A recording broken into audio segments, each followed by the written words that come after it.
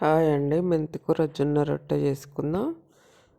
2 కప్పుల జొన్న పిండి, 1 కట్ట మెంతికూర చిన్నగా తరుక్కొని వేసుకోవాలి.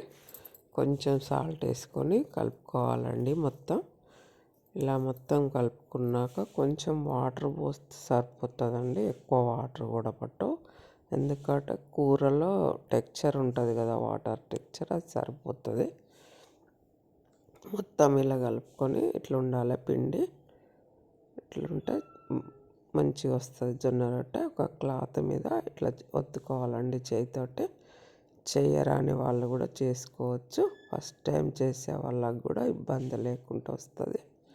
జొన్న రొట్టె చాలా మంచిది. మెంతికూర వేసినాం కాబట్టి ఇంకా షుగర్ పేషెంట్లకు చాలా మంచిదండి. వెయిట్ లాస్ కూడా చాలా మంచిది.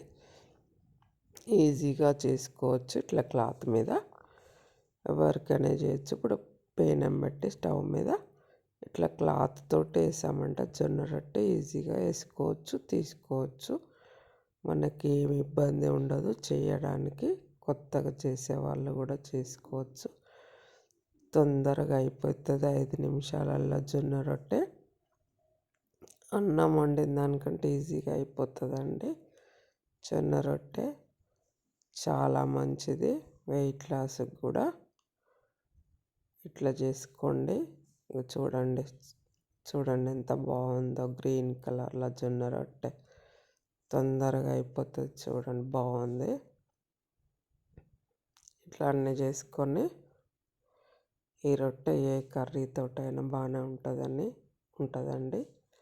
చూడండి ఎంత బాగుందో మెత్తగా. మీరు కూడా చేసుకొని ట్రై చేయండి. ఎలా ఉందో నాకు కామెంట్ పెట్టండి.